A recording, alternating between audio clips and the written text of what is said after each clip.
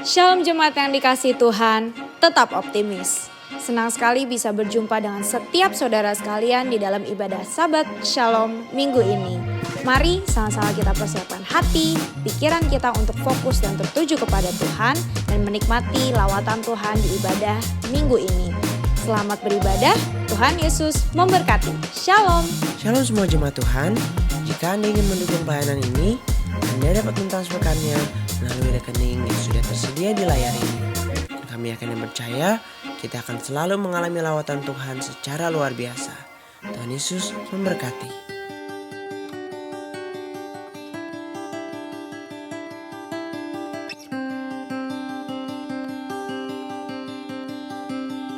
Haleluya. Shalom Bapak Ibu yang di rumah yang diberkati Tuhan. Jemaat yang setia, saya percaya hari ini Tuhan akan buat perkara yang luar biasa. Amin. Jumpa lagi lewat ibadah online hari ini. Saya percaya akan ada mujizat, akan ada kelepasan, akan ada terobosan yang luar biasa akan terjadi atas hidup kita. Amin. Sebelum kita memuji Tuhan, mari kita satu dalam doa. Terpujilah Engkau Tuhan, ajaib dan luar biasa. Tidak ada doanya di kolong langit ini yang layak terima pujian, hormat, sembah sampai selama-lamanya. Kami percaya Tuhan, Engkau bertahta atas pujian kami. Dan kami percaya saat Engkau bertahta sesuatu yang dahsyat pasti terjadi. Yang sakit disembuhkan, yang lemah dikuatkan, yang terikat dilepaskan Tuhan. Terima kasih Tuhan, kami siap memuji, memasyurkan Engkau di atas segala-galanya. Dalam nama Tuhan Yesus, Allah kami yang ajaib, luar biasa, yang bertahta, kekal sampai selama-lamanya. Yang siap memuji Tuhan, sama-sama katakan amin. Tepuk tangan bagi Allah kita yang dahsyat dan luar biasa. Mari kita bangkit berdiri sama-sama Bapak Ibu yang di rumah, jemaat yang diberkati Tuhan. Agungkan Tuhan sebab Dia ajaib, yang luar biasa. Oh, oh.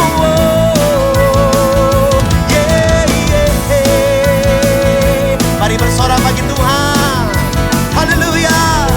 Oh, oh. Yeah, yeah. Katakan sama-sama. Tak terbayang kebesaran-Mu dan tak terbanding kekuatan-Mu Tuhan. Kau megah bagiku segenap jiwa dan pengharapan telah ku serahkan untuk rencana-Mu Tuhan. Kau Raja atasku. Katakan hanya Kau yang layak ditinggikan. Siap semuanya, here we go. One, two, say. Ajaib Kau Tuhan, agung dan perkasa. Kau sumber kemenanganku, layak berkuasa, memerintah selamanya. Angkat tanganmu, katakan Yesus Kaulah Raja mulia. Oh, oh, oh. Yeah, yeah, yeah. Mari jemaat yang diberkati, katakan sama-sama. Tak terbayang, tak terbayang kebesaran-Mu dan tak terbanding kekuatan-Mu Tuhan. Kau megah bagiku segenap jiwa dan pengharapan telah ku serahkan untuk rencana-Mu Tuhan. Kau Raja atasku. Come on everybody say. Hanya Kau yang layak ditinggikan. Siap masyurkan Tuhan. Say. Ajaib Kau Tuhan, agung dan perkasa.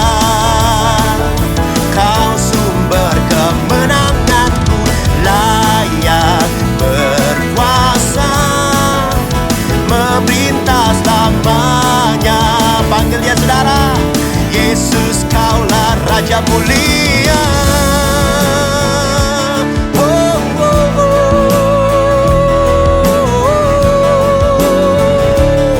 Kami angkat tangan kami dan kami katakan Yesus Kaulah Tuhanku, Yesus Kaulah Rajaku, Yesus Kaulah Tuhanku, Yesus Kaulah Rajaku, Yesus Kaulah Tuhanku, Yesus Kaulah Rajaku, Yesus kaulah Tuhanku, Yesus kaulah Rajaku. Ajaib kau Tuhan, come on. Agung dan perkasa, kau sumber kemenanganku. Layak berkuasa, memerintah selamanya. Come on. Yesus kaulah Raja mulia, ajaib kau Tuhan, agung dan perkasa, kau sumber kemenanganku. Layak berkuasa, memerintah selamanya. Serukan namanya. Yesus kaulah Raja mulia, Raja mulia, oh, Raja mulia, Raja mulia, yeah, yeah. Raja mulia.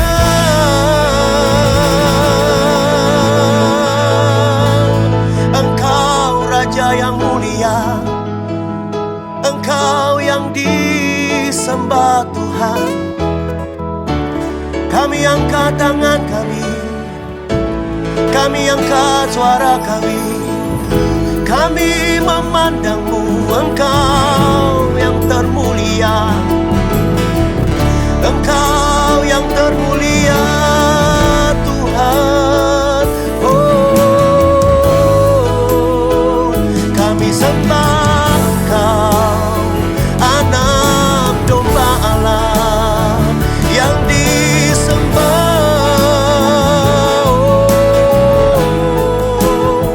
Terpujilah namamu Tuhan, terpujilah namamu Yesus Tuhan.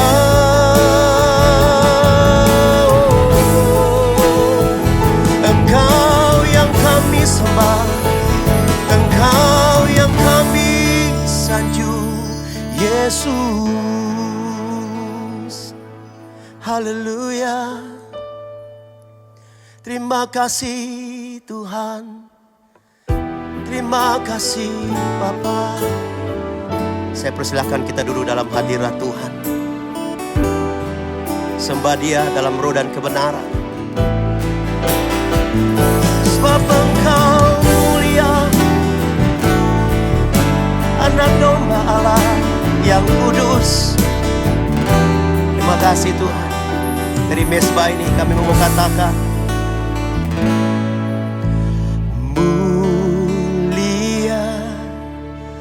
mulia bagi anak domba, mulia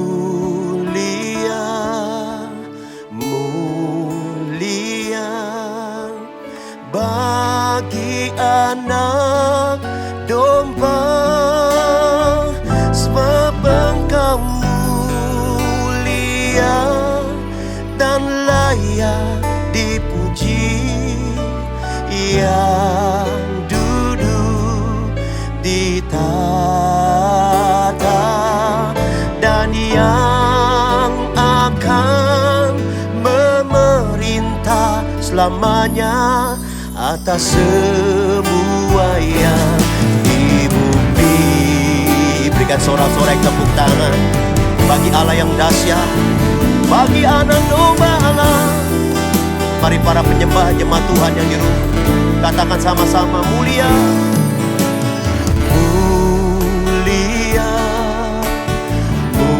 mulia bagi anak domba.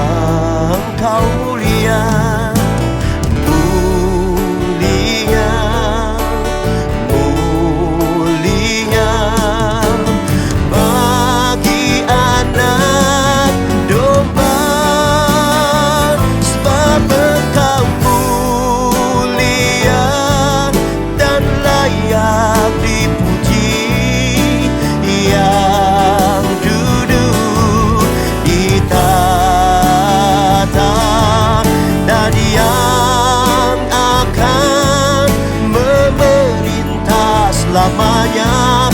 atas semua yang, sebab Engkau mulia, sebab Engkau mulia dan layak dipuji. Yang duduk di tahta dan yang akan memerintah selamanya atas semua yang. Mari para penyembah sambil angkat tangan di hadapan Tuhan. Sebab Engkau mulia dan layak dipuji. Yang duduk di tahta dan yang akan memerintah selamanya atas semua yang di bumi, atas semua yang di bumi, atas semua, atas semua yang di bumi. Mari sembah Dia.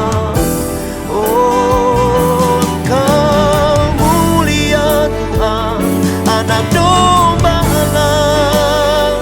Kami angkat tangan kami menyembah-Mu, kami meninggikan Engkau, Raja semesta alam.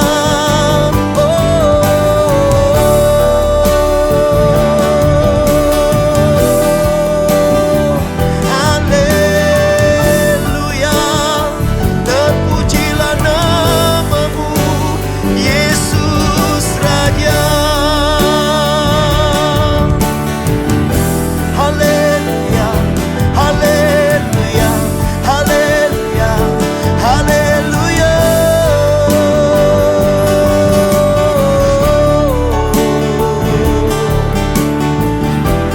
Kami angkat tangan kami katakan Engkaulah Tuhan, Engkaulah Raja atas semesta alam. Terima kasih Tuhan, haleluya. Engkaulah Tuhan,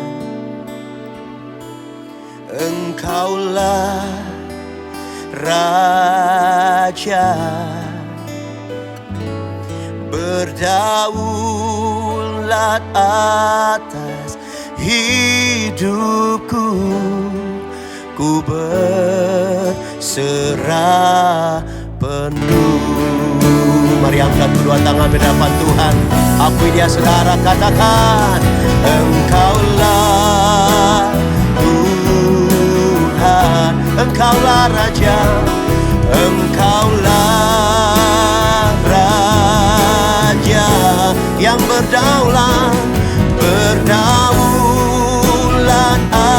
atas hidupku. Ku berserah penuh.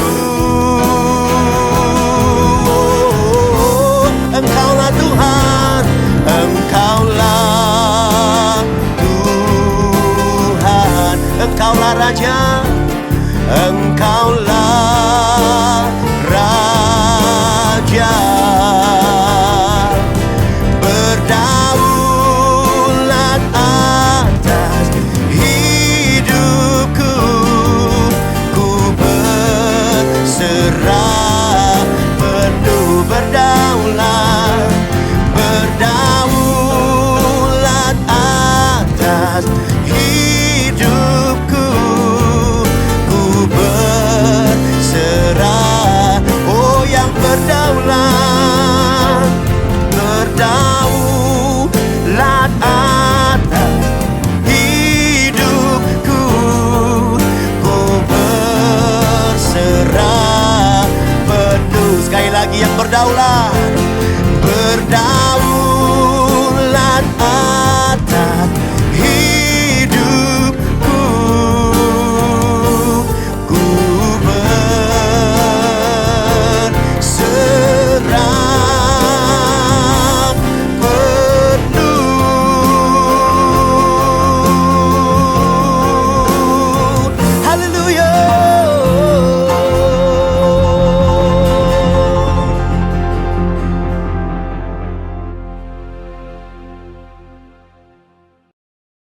Saudara yang saya kasih dalam nama Tuhan Yesus Kristus, mari kita bersatu dalam doa.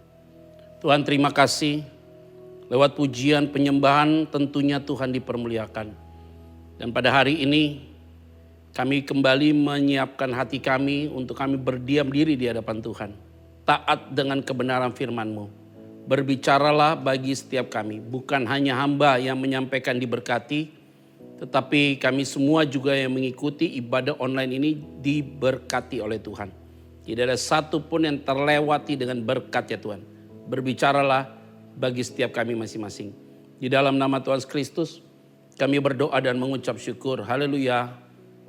Amin.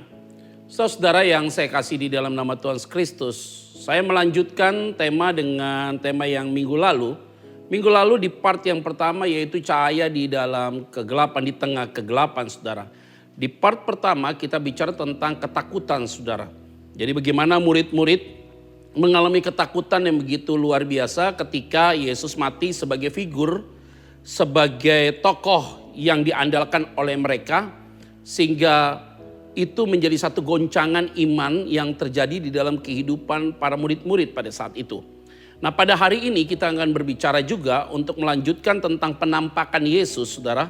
Yaitu ini penampakan Yesus yang ketiga kali saudara. Yang ketiga kali karena itu yang pertama sudah terjadi, yang kedua ada di Emmaus dan kemudian ada penampakan yang ketiga di Danau Tiberias saudara. Ini penampakan ini saya sudah sampaikan dalam beberapa khotbah saya di belakang bahwa ini harus dibuktikan supaya tidak jadi bola liar saudara. Nah tema kita pada hari ini meneruskan yang kemarin yaitu cahaya di tengah kegelapan. Di part yang kedua ini kita membahas tentang masa lalu saudara. Jadi ini yang akan kita bahas secara detail dan kemudian lewat konteks firman Tuhan Yohanes 21 ayat 1 sampai dengan ayat yang ke-14. Nah saudara-saudara sebelum saya membaca firman Tuhan dan menguraikannya dan men-sharingkan firman ini bagi saudara, mari kita melihat tayangan video yang berikut ini.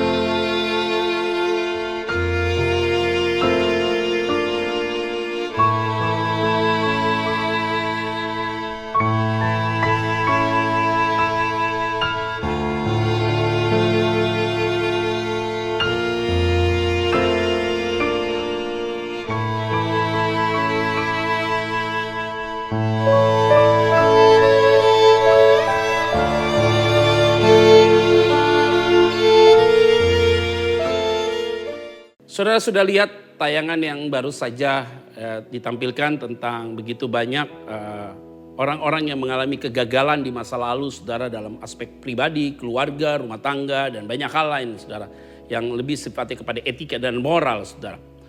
Oleh karena itu saya mau bahas ini saudara karena ketika itu Yesus menampakkan diri kepada para murid-muridnya di pantai Danau Tiberias. Ayat pertama saya akan bacakan bagi kita, dua nanti selanjutnya saya akan menguraikan satu persatu saudara. Firman Tuhan katakan demikian, Yohanes pasal yang ke-21 ayat yang pertama. Kemudian Yesus menampakkan diri lagi kepada murid-muridnya di pantai Danau Tiberias. Dan ia menampakkan diri sebagai berikut. Di pantai itu ayat 2, berkumpul Simon Petrus, Thomas yang disebut Didimus, Nathanael dari Kana yang di Galilea, anak-anak Zebedeus dan dua orang muridnya yang lain. Ayat 3 ini poin. Kata Simon Petrus kepada mereka, aku pergi menangkap ikan. Kata mereka kepadanya, kami pergi juga dengan engkau. Mereka berangkat lalu naik ke perahu, tetapi malam itu mereka tidak menangkap apa-apa. Saudara perhatikan baik-baik. Di ayat 3 ini ada dua pernyataan yang saya garis bawahi di bagian firman Tuhan yang saudara bisa lihat di layar saudara, yaitu aku pergi menangkap ikan. Dan yang kedua adalah tidak menangkap apa-apa. Nah saudara, ini adalah hal yang menarik sekali saudara, karena di dalam ayat yang ketiga ini saudara, kita harus coba memahaminya dengan tepat dan tidak keliru. Begini.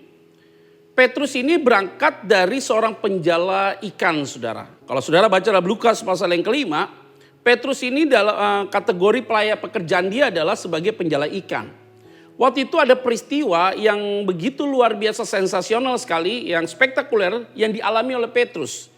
Sehingga di dalam konteks itu saudara, Petrus mengalami Tuhan dan akhirnya dia mengalami sebuah perubahan hidup yang luar biasa. Dia meninggalkan jalannya, ikannya dan luar biasa itu dia tinggalkan untuk mengikut Tuhan. Maka dia bilang, aku akan menjadikan engkau bukan lagi menjadi penjala ikan, tapi menjadi penjala manusia. Dalam perjalanannya pasti Petrus menjadi murid Yesus yang selalu mengikuti kemana Yesus pergi, saudara. Nah, ingat baik-baik, ini adalah pernyataan atau penampakan Yesus kepada murid-muridnya yang ketiga. Nanti kita baca ya saudara, di ayat yang ke-14 saudara. Ayat 14 firman Tuhan bilang begini, itulah ketiga kalinya Yesus menampakkan diri kepada murid-muridnya sesudah ia bangkit dari antara orang mati. Jadi memang ini adalah pertemuan ketiga saudara. Ketika Yesus bangkit dari antara orang mati saudara. Nah pertemuan pertama Yesus sudah ketemu Petrus. Pertemuan kedua ketemu dengan murid yang ada di Emmaus dan segala macam. Nah di pertemuan yang ketiga ini harusnya Petrus kan sudah mengalami damai sejahtera bagimu dalam keadaan ketakutan. Dikatakan damai sejahtera. Dia akan lihat Tuhan saudara. Dia lihat Yesus itu datang. Nah kenapa dia pergi lagi saudara dari Yerusalem dia pergi ke Tiberias. Memang Yesus katakan aku akan bertemu engkau di Tiberias. Waktu dia pergi lagi ke Tiberias kok iseng banget ya Petrus ini. Kenapa? Kembali menangkap ikan. Kenapa kamu kerjaannya kembali lagi ke masa lalu lagi gitu loh. Dia kan sudah keluar dari penjala ikan. Terus kenapa dia harus kembali lagi ke masa lalu itu? Nah ini terkadang saudara kita ini diingatkan saudara. Di dalam momen-momen situasi kekalutan, rasa takut, cemas, khawatir gitu. Tekanan dalam hidup ini. Itu ada rangsangan kita kembali ke masa lalu kita saudara. Nah Petrus waktu melihat danau begitu, danau Tiberias. Dia langsung hasratnya tuh pengen banget saudara pergi ke sana. Nah hati-hati saudara. Saudara yang suka pergi ke diskotik, lihat diskotik, waduh pengen banget. Jadi ada rangsangan, ada gravitasi untuk datang ke sana lagi saudara. Jadi kita tahu ini saudara kelemahan kita di mana, masa lalu kita di mana, keterbatasan kita ada di mana. Sehingga itu sering sekali menarik diri kita untuk kembali lagi ke arah situ saudara. Ini paling bahaya sekali ketika kita ada dalam situasi yang dulu pernah kita dipanggil dari peristiwa itu. Dan kemudian ketika kita mengalami goncangan, kita akan kembali lagi ke situ. Ada kemungkinan begitu. Makanya saya selalu bilang, bagi saudara yang masih muda yang belum menikah, jangan cari teman hidup yang punya latar belakang sama dengan saudara. Latar belakang buruk. Harus berdoa minta sama Tuhan supaya Tuhan kasih pasangan hidup yang memiliki latar belakang lebih baik daripada kamu kalau kamu itu buruk gitu loh saudara. Jadi jangan sampai sama supaya nanti dalam rumah tangga ketika terjadi drop saudara, goncangan saudara tidak akan jatuh bersama-sama. Setidaknya ada satu yang menguatkan saudara, saling menopang, saling menguatkan, saling meneguhkan, saling menghibur. Nah ini penting sekali. Nah, ketika itu mereka kembali kepada masa lalunya, saudara. Nah, kita coba koreksi. Jangan ngancam Tuhan deh, saudara. Saudara nggak dijawab doamu. Ketika kamu menikah nggak punya anak, ya udah deh Tuhan, gue kembali kehidupan yang lama. Doa saya nggak dijawab. Jadi kita sering ngancam Tuhan ya nggak jelas, saudara. Udah deh, lebih baik saya ikut agama saya yang dulu, ikut Tuhan juga percuma begini. Jangan begitu juga kali. Karena Tuhan juga tidak merasa rugi kok, tapi Tuhan memilih kamu. Nah kalau kamu dipilih Tuhan gak mungkin lah kamu bisa kembali lagi kepada kehidupan kamu yang lama. Gak mungkin saudara, nanti kita akan bahas tentang hal itu. Nah ketika engkau masuk dalam masa lalumu, Petrus masuk dalam masa lalunya itu. Ini poin yang pertama saudara ya. Bahwa ini adalah dia masuk dalam masa lalunya kembali. Dia ada dalam situasi seperti itu yang paling bahaya. Nah kita coba yuk untuk benar-benar mensterilkan hidup kita. Supaya kita tidak lagi jatuh terpancing dalam kehidupan kita di masa lalu kita. Nah yang tahu adalah diri kita. Cepat yuk kita balik. Maka yang pertama dalam poin ini yaitu bicara tentang cahaya di tengah kegelapan. Jangan sampai engkau kecewa dengan apapun juga. Engkau kembali kepada kehidupan kamu di masa lalu. Jangan kembali ke masa lalumu. Nah, ini adalah satu bagian yang saudara harus pegang. Kalau engkau pernah gagal dalam berumah tangga, maka kamu jangan buat kegagalan yang kedua. Kalau kamu pernah bermasalah dengan kehidupan moralmu ataupun dengan hal yang lain, saudara pakai narkoba dan segala macam, kamu adalah menjadi orang yang terkesan murahan dan segala macam, stop, jangan lagi begitu. Dulu kamu merasa bahwa ya udahlah, gue dapat duit gampang kok, jualan narkoba, saya dapat duit gampang, jual diri dan segala macam. Sekarang sudah ikut Tuhan, mengalami kesulitan, kamu tetap mau lakukan lagi hal itu, tolak dalam nama Yesus. Jangan kembali lagi kepada masa lalumu. Dulu kamu sebagai seorang debt collector kah, sebagai pembunuh bayaran kah, apapun itu saudara. Yang saya tidak bisa uraikan satu persatu masa lalumu itu. Ya kita tariklah diri dari hal itu. Supaya kita tidak kembali lagi ke situ. Nah, kita harus ingat bahwa Tuhan sudah terlalu banyak melakukan perkara-perkara yang besar. Nah, ini yang menjadi satu dasar bagi kita untuk supaya kita sadar diri dan mawas diri dalam hal itu. Yesus menampakkan diri saudara kepada mereka supaya mereka ini tahu diri tentang hal itu. Nah, di ayat yang ketiga mereka tidak nangkap apa-apa. Apa itu? Poin yang kedua, tadi poin yang pertama, jangan kembali ke masa lalumu. Dan poin yang kedua yaitu apapun ketika engkau kembali ke masa lalumu, kamu pasti gagal yang kedua dan tidak akan mungkin berhasil. Nah, yang kedua adalah kamu pasti gagal dan tidak akan mungkin berhasil. Kamu menangkap apapun tidak dapat apapun juga. Waduh, itu rugi juga kan saudara. Jadi ini yang saya mau ingatkan bagi kita, udahlah kalau sudah benar-benar sungguh-sungguh menjadi pelayan Tuhan, ya pelayan Tuhan sungguh-sungguh. Dulu jadi orang bisnismen, terus mau jadi pendeta. Jadi pendeta, waktu jadi pendeta kok hidup makin susah. Ada dua kemungkinan saudara. Jangan-jangan kamu berani tinggalkan usaha bisnismu atau pekerjaanmu di sekuler, itu dasarnya emosi bukan panggilan. Hati-hati loh saudara. Bedakan panggilan dan emosional. Panggilan itu benar-benar kamu diberikan tanda oleh Tuhan. Dan kalau panggilan kamu punya keyakinan teguh tentang hal itu. Nah memang waktu kamu dulu seorang pengusaha bekerja di dunia sekuler. Pasti ketika kamu jadi hamba Tuhan apalagi sedang merintis drop pasti penghasilanmu. Asetmu mungkin bisa terjual, iya. Pasti akan mengalami hal demikian. Tapi cepat gak kamu bangkit tentang hal itu? Kita tidak bicara materi ya. Cepat gak kamu melihat hal itu dari kacamata yang positif? Jangan sampai dengan hal itu nanti saudara kutip firman Tuhan yang saya sampaikan ini. Yaitu kita dibilang emosional Pak, Ma, dalam mengambil keputusan jadi hamba Tuhan. Gak begitu. Kita dulu waktu sebelum mengenal Tuhan, saya belum mengenal Tuhan. Waduh, jualan narkoba sudah dapat uang dan segala macam. Jadi hamba Tuhan ya pasti drop dong semuanya. Karena kita tidak lagi kerja demikian kan saudara. Dapat duit kan dulu bebas. Dapat bisa pergi ke luar negeri pakai uang jualan narkoba. Setelah bertobat ya udah kita beda. Tapi perlahan demi perlahan, yang penting kita konsisten dan setia, Tuhan tuh akan angkat kita. Tetapi juga jangan lihat gini, saya mau jadi pendeta seperti dia. Kalau dia berhasil saya juga bisa berhasil. Cara Tuhan beda-beda saudara. Cara mentreatmentnya beda, cara kasih berkatnya beda, cara kasih kepercayaannya beda. Cara kasih tanggung jawabnya beda. Sehingga Tuhan itu selalu akan berbuat sesuai dengan kapasitas yang Tuhan akan berikan buat saudara dan saya. Jadi ini ingat baik-baik saudara. Baik saudara di pekerjaan sekuler harus ada panggilan yang jelas. Jangan pakai dengan cara emosi. Kalau enggak kamu gagal terus dan gagal terus. Nah ini yang saya bilang. Kalau sudah punya komitmen sungguh-sungguh dengan Tuhan, jangan ceburkan dirimu dengan hal-hal itu. Kamu akan gagal dan pasti tidak akan pernah berhasil.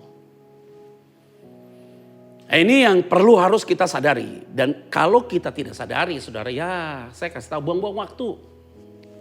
Akhirnya kamu pinjam duit sana sini dan segala macam. Tapi kalau engkau sudah terpanggil sungguh-sungguh menjadi seorang pelayan Tuhan, maka jangan lari dari panggilan itu. Jadi pelayan Tuhan sungguh-sungguh. Saya full timer. Sungguh-sungguh saya melayani Tuhan. Jadi kalau saya sudah full timer, saya benar-benar all out harus ada di sini, maka kita harus berbuat yang terbaik buat Tuhan. Itu aja. Karena pikiranku, perasaanku seluruhnya untuk pekerjaan Tuhan dan melayani Tuhan. Tidak ada yang lain. Tidak ada pikiran-pikiran harus begini, enggak ada. Udah melayani Tuhan, berikan yang terbaik. Begitu juga dengan saudara. Kalau saudara dipanggil Tuhan menjadi seorang businessman, menjadi seorang lawyer, sebagai seorang ekonom, sebagai seorang apapun yang saudara, dalam profesi apapun, baik juga sebagai dokter dan segala macam, sungguh-sungguhlah dalam profesimu, tetapi dalam profesimu itu, di dalamnya kamu ada muatan untuk melayani Tuhan. Itu penting. Jadi ketika engkau ada di dalam marketplace, di dunia sekuler, tetapi kamu juga punya hati untuk melayani Tuhan. Jadi touchingnya berbeda, orientasinya berbeda. Kendati kerja di sekuler, tapi orientasimu kepada Kristus sebagai center, maka pekerjaan sekulermu menjadi pelayanan Tuhan. Nah, ini penting. Saya yakin perlahan demi perlahan pasti Tuhan akan membuat segala sesuatu jadi baik. Ingat baik-baik. Ketika Tuhan sudah panggil Petrus dengan begitu, dia coba kembali lagi kepada kehidupan yang lama dan teman-temannya ikut Petrus lagi. Apa yang terjadi? Gagal dan tidak akan mungkin bisa berhasil. Ingat baik-baik. Ini menjadi satu pembelajaran bagi kita semua. Yuk kita mulai koreksi. Jangan-jangan engkau belum melihat cahaya yang terang itu dalam dirimu. Karena kamu pontang-panting dalam keadaan dan akhirnya goyah sekali hidupmu. Dan kamu benar-benar ada dalam satu keadaan kamu susah angkat lagi. Dan kamu bilang, ini Pak kesalahan saya. Ya kalau udah salah berubah begitu loh. Karena itu buat kesalahan 1, 2, 3 akhirnya memuncak, meledak di atas. Itu yang paling bahaya. Makanya saya mau sampaikan bagi kita semua. Di dalam perenungan kita ibadah online hari ini saudara. Yuk sama-sama kita sadar. Kalau engkau sudah kembali ke masa lalumu dan engkau merasa kegagalan, minta ampun sama Tuhan. Tidak ada kata lain. Dan ketika engkau minta ampun, saya yakin dan percaya, hidupmu pasti akan diberkati oleh Tuhan. Ada amin saudara? Poin yang ketiga, kita akan baca ya saudara. Jadi poin pertama adalah jangan kembali ke masa lalu. Yang kedua, hidupmu pasti gagal dan tidak berhasil kalau kembali ke masa lalu. Dan yang ketiga, yaitu di ayat 4 dan ayat yang kelima saudara. Ketika hari mulai siang, Yesus berdiri di pantai, akan tetapi murid-murid itu tidak tahu bahwa itu adalah Yesus. Aneh saudara, itu digaris bawahi. Tetapi lihat di screen itu, tetapi murid-murid itu di garis bawahi tidak tahu bahwa itu adalah Yesus. Tadi saya sudah katakan bahwa ini adalah pertemuan setelah Yesus bangkit dari antara orang mati. Ini penampakan Yesus kepada mereka yang ketiga kali saudara. Masa mereka lupa sih wajah Yesus? Kan Yesus menampakkan diri kan kurang lebih 30-40 hari baru hari Pentakosta saudara. Nah di dalam masa kebangkitan Yesus itu sampai dengan masa hampir sebulan lebih. Masa dia lupa sih? Orang kita ketemu biar bertahun-tahun masih tahu kok wajahnya. Nggak akan terjadi perubahan luar biasa dalam diri Yesus kok. Tetap sama. Kenapa mereka bisa lupa lihat wajah Yesus? Mereka lupa itu Yesus. Kenapa hal itu bisa terjadi? Lihat. Poin yang ketiga adalah dunia membuat mereka lupa tentang Tuhan. Jadi kadang-kadang itu ditutup oleh ilah zaman saudara. Karena selalu happy kembali ke kehidupan yang lama. Terus kemudian buat apapun gak berhasil. Lupa karena dunia sudah menguasai dia. Jadi seluruh hidupnya dikuasai oleh keinginan dunia, nafsu dunia. Sehingga dia tidak lagi dapat melihat kebesaran Tuhan. Sehingga dia ada Tuhan di depan mata dia. Ada Yesus di depan mata mereka. Mereka lupa tentang wajah Yesus. Aneh. Apakah saudara sedang mengalami hal demikian? Kalau engkau sampai lupa tentang apa yang Tuhan buat dalam hidupmu. Sebenarnya engkau sedang sakiti hati dia. Kalau saya sudah dalam keadaan drop, kadang-kadang ya saudara sebagai pelayan Tuhan. Kita kadang-kadang drop ya saudara. Yang tengah-tengah masa pandemi seperti ini. Kan pelayanan tidak seperti biasanya sebelum masa pandemi ya saudara. Ada masa-masa juga kurva kita, mental kita juga mengalami drop gitu ya. Tapi saya lihat-lihat gini. Apa sih yang saya mau pikirkan? Apakah saya bicara materi kah? Apa enggak juga saudara. Ada aja pasti cara Tuhan memelihara. Tapi kekosongan dalam waktu-waktu hari-hari itu sering sekali membuat kita agak sedikit confused, saudara, bingung. Dan bahaya sekali kalau ini dibiarkan terus akan akhirnya membuat kita menjadi titik jenuh. Ada hal-hal itu langsung Tuhan ingatkan saya saudara. tentang bagaimana Tuhan panggil saya, Tuhan pulihkan saya. Tuhan berbuat sesuatu yang hebat dalam hidup saya. Dia terlalu banyak buat dalam hidup saya. Begitu banyak puzzle-puzzle yang sudah dia buat, dia susun rapi dalam hidup saya. Saya baru ingat, baru saya paham saudara. Jadi penting kita harus kembali mengingat tentang apa yang pernah kita alami bersama dengan Tuhan saudara. Sehingga itu menjadi satu dasar untuk kita tetap ada di dalam terangnya Tuhan. Nah ini jangan sampai kita lupa saudara yang tentang hal-hal demikian. Nah akhirnya dari peristiwa pertama kali di bulan Maret 2020 goncang tuh saudara. Maret April itu ada goncangan kan pas tahun 2020 dimulai masa pandemi di Indonesia itu kan pas mau masuk Jumat Agung dan pasca saudara. Itu terjadi goncangan luar biasa saudara. Iya ada satu grafik begitu. Tapi saya harus move on saudara. Dan saya harus looking forward.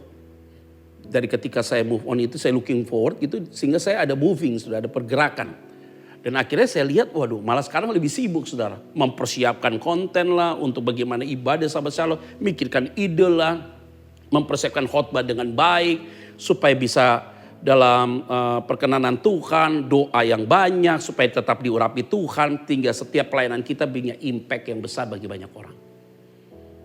Ini adalah sesuatu yang menurut saya sesuatu yang baru tetapi lebih berkualitas. Dulu itu kita persiapkan khotbah. Sekarang enggak, kita banyak waktu berdiam diri, bertanya sama Tuhan. Tuhan kasih kita hikmat, pelan-pelan kita ambil analisa firman ini. Cocok enggak untuk waktu zaman yang hari ini. Tuhan kasih kita urapan supaya pelayanan itu menjadi berkat. Kita semua yang ada di tempat ini yang mengikuti secara khusus ibadah online ini harus punya pikiran demikian. Yaitu apa? Jangan sampai kita lihat Tuhan, tapi kita tidak tahu kalau itu Tuhan. Itu yang bahaya.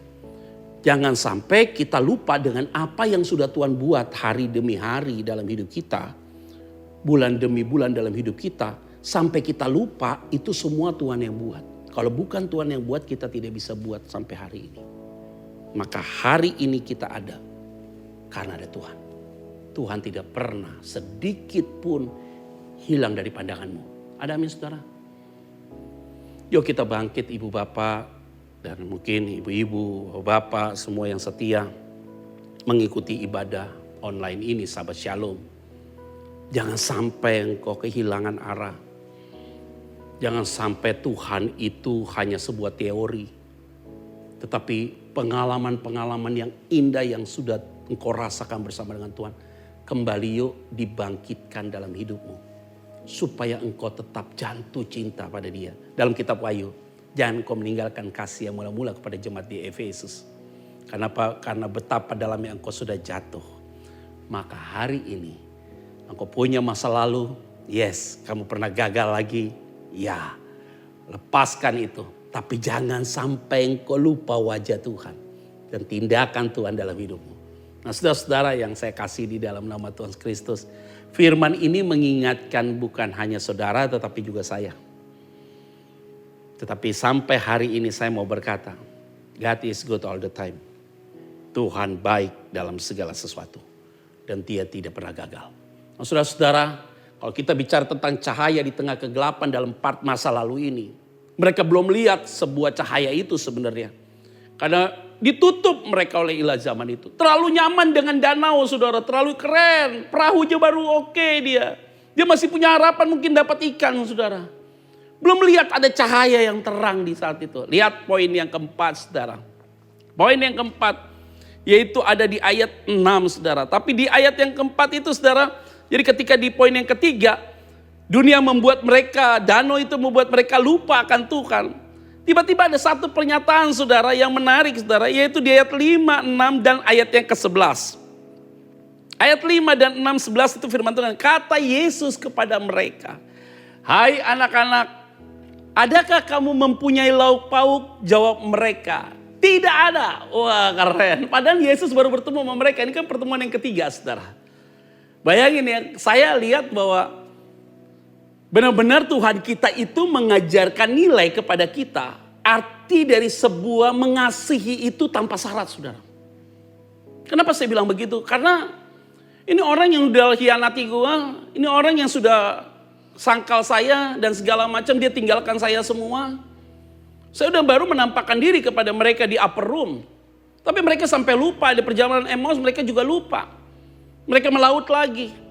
Tapi Yesus tetap sabar dan Yesus bertanya, adakah lauk pauk anakku? Keren banget. Mereka jawab lagi, tidak ada. Kan nggak sopan. Aduh. Yesus misalnya tenggelamkan aja nih orang nih, nggak bener nih. Oh dia bisa, nggak, dia lakukannya. Adakah lauk pauk?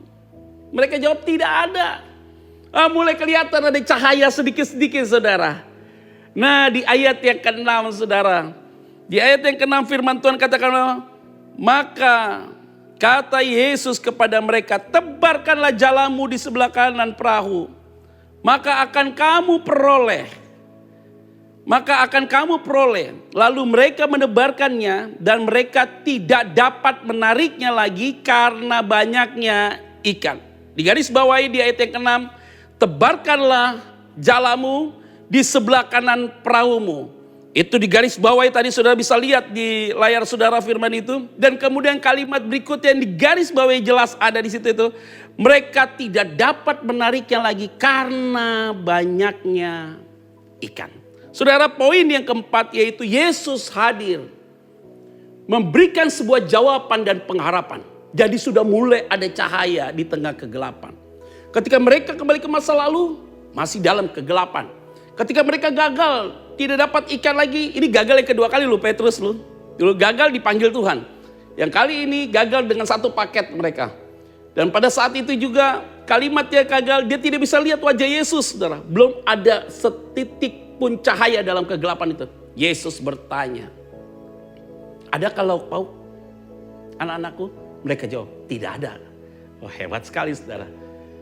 Tebarkan jalamu ke kanan, maka mereka dapat ikan. Jangan bilang begini loh, nanti kamu melaut, tebarkan jala ke kanan.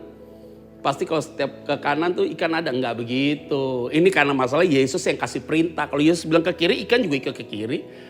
Lempar jalamu ke atas, ikan juga pada terbang. Orang dia Tuhan kok, bebas-bebas saja. Tetapi dia kasih perintah yang baik sekali. Tebarkan jalamu ke kanan, dapat ikan yang banyak. Nah baru ada cahaya di tengah harapan. Hari ini, engkau akan dibuat terkejut oleh Tuhan. Ketika engkau bilang tidak mungkin Tuhan tolong kamu. Dan tidak mungkin Tuhan sembuhkan kamu. Tidak mungkin Tuhan memberikan jawaban keluar, solusi dalam hidupmu. Tidak mungkin Tuhan dapat lakukan banyak hal dalam hidupmu. Saya mau sampaikan, engkau akan terkejut ketika Tuhan bertindak langsung dan akan memberikan jawaban dalam hidupmu. Dan Tuhan pakai segala cara saudara untuk memberikan jawaban. Dan kalau engkau yakin, saya mau sampaikan, engkau akan dipulihkan Tuhan. Engkau akan disembuhkan oleh Tuhan. Engkau akan menerima jawaban yang selama ini engkau tunggu. Tuhan akan berikan buat saudara. Ada amin saudara? Kau harus punya iman tentang hal itu. Karena di part ini saudara, saya mau sampaikan bagi saudara. Jangan takut susah, jangan takut kelaparan, jangan takut engkau tidak punya pakaian. Tuhan bisa lakukan banyak hal. Karena perkara sulit dia bisa kerjakan, apalagi perkara yang mudah. Maka saudara ingat baik-baik. Dia akan memberikan jawaban. Maka di poin yang keempat ini adalah Yesus hadir. Memberikan jawaban dan pengharapan. Jadi Yesus hadir untuk memberikan jawaban dan pengharapan saudara. Bagi saudara dan saya. Dan hari ini saya punya keyakinan. Dia akan menjawab pergumulanku. Dia juga akan memberikan pengharapan dalam hidupku. Di dalam hidup saudara juga. Dan saya yakin dan percaya Tuhan pasti bekerja lebih awal dari yang tidak pernah kau pikirkan. Dan langkahnya lebih cepat daripada langkahmu. Nah ini adalah hal yang menarik sekali. Lemparkan jala itu dan mereka dapat ikan. Saudara lihat ayat yang ke-11. Di dalam poin keempat ini. Simon Petrus naik ke perahu lalu menghela jala itu ke darat. Penuh ikan-ikan besar. Jumlahnya adalah 153 ekor banyaknya. Dan sungguh pun sebanyak itu jala itu tidak koyak. Nah ini ada kata 153 ganjil sekali saudara. Itu berarti dihitung ya saudara ya. Nah di dalam pengertian 153 itu saudara. Kalau diterjemahkan dalam bahasa Ibrani ke bahasa Yunani, sudah bahasa Ibrani Yunani itu saudara, artinya aku adalah Tuhan. Kalimatnya begitu, 153. Tetapi dalam konteks yang lain saudara, bahwa di Danau Tiberias atau Danau Galilea, menurut penelitian mereka bahwa Jumlah ikan, jenis ikan yang ada di danau itu 153 jenis ikan. Jadi yang masuk ke dalam jala itu 153 jenis ikan yang ada di situ, saudara. Itu berarti setiap jenis mewakili satu ekor. Setiap jenis satu ekor. Karena 153 jenis ikan yang ada di Tiberias sampai hari ini. Itu berarti nothing is impossible. Maka Yesus hadir memberikan jawaban dan pengharapan. Cahayanya itu makin terang di tengah kegelapan. Membuktikan juga bagi Tuhan tidak ada yang mustahil. Amin, saudara. Dia adalah Tuhan. Dia bukan hanya kerjakan itu. Yang sulit 153 jenis ikan satu persatu mewakili. Kalau bukan Tuhan yang mengerjakan tidak mungkin. Maka hari ini saudara. Yang sulit apapun dalam pergumulanmu Tuhan akan buat jadi mudah. Yang paling penting engkau ingat tentang kasih setianya. Perbuatannya dalam hidupmu. Jangan sampai engkau lupa. Ada amin saudara? Apakah hari-hari ini engkau sedang mengalami begitu tekanan dalam hidupmu? Dia sudah bangkit buat saudara. Dia mati bagi saudara menebus saudara. Dia membangkitkan dirinya karena supaya engkau ada kemenangan. Tidak lagi kita menjadi pecundang, tapi kita menjadi pemenang sejati. Saudara kalau dengarkan khotbah sebelum-sebelumnya saudara jelas sekali tentang hal itu. Maka semua kita yang mengikuti ibadah online ini. Saya mau sampaikan bagi kita semua. Bagi Tuhan tidak ada yang mustahil. Dia bisa mengerjakan itu bagi saudara sekalian. Dan sesulit apapun hidupmu, hari ini engkau akan menerima jawaban daripada Tuhan. Jikalau engkau sungguh-sungguh percaya pada Dia. Nah saudara-saudara yang saya kasih di dalam nama Tuhan Kristus. Sukacita Allah selalu ada dalam hidupmu. Itu juga tidak mungkin bisa terjadi. Kalau bukan Tuhan yang mengintervensi dalam hidupmu. Sehingga damai, sejahtera dan sukacita itu melekat dalam hidupmu. Poin berikutnya saudara. Di dalam konteks firman Tuhan ini saudara. Yaitu di ayat yang ke-7 saudara. Yang kita akan baca di ayat yang ke-7 dan ayat yang ke-8 saudara. Ini adalah poin yang kelima yaitu ada pengakuan akan kuasa Tuhan. Jadi ketika mereka tidak lihat cahaya di tengah kegelapan. Mereka lihat ada cahaya itu karena Allah telah memberikan jawaban dan pengharapan. Nah di poin yang kelima saudara. Di ayat 7 dan 8. Maka murid yang dikasih Yesus itu berkata kepada Petrus. Ini di garis bawahi lihat ada di screen saudara. Itu Tuhan. Kalimat itu penting. Ketika Petrus mendengar bahwa itu adalah Tuhan. Maka ia mengenakan pakaiannya. Sebab ia tidak berpakaian. Lalu terjun ke dalam danau. Ayat 8. Murid-murid yang lain datang dengan perahu. Karena mereka tidak jauh dari darat. Hanya kira-kira 200 hasta saja. Dan mereka menghela jala yang penuh ikan itu. Saudara, akhirnya mereka sadar bahwa itu Tuhan. Murid yang dikasih Yohanes berkata kepada Petrus, itu Tuhan. Maka Petrus tahu, maka akhirnya Petrus lompat saudara tentang hal itu. Petrus cepat sekali merespon, memang biasa orang sanguin. Dengar berita langsung responnya cepat. Cepat sekali tindakannya gitu ya saudara ya. Oke dalam hal ini positif saudara. Artinya apa? Tadi dia tidak tahu bahwa itu Tuhan. Tapi ketika Yesus lakukan perkara yang besar. Mereka baru sadar ini adalah Tuhan. Dicelikkan mata mereka. Maka hari ini saya mau sampaikan. Tuhan kita tidak pernah berubah. Dahulu sekarang sampai selama-lamanya. Yang berubah adalah kita terhadap Dia. Yang berubah adalah cara pandang kita terhadap Dia. Dia tidak pernah berubah memandang kita. Tidak pernah berubah. Sekali Dia setia. Apa itu artinya? Kalau engkau biar dipilih, sudah dipilih Tuhan. Engkau berani lari dari panggilanmu. Tuhan tangkap kamu, pasti ditangkap. Ketika engkau sudah merasakan kebaikan Tuhan, dipanggil Tuhan, dipilih Tuhan dengan luar biasa. Dimanapun kau lari, ke kolong manapun engkau lari, ditangkap kembali oleh Tuhan, ditarik paksa lagi. Itulah anugerah Tuhan yang terjadi buat saudara dan saya.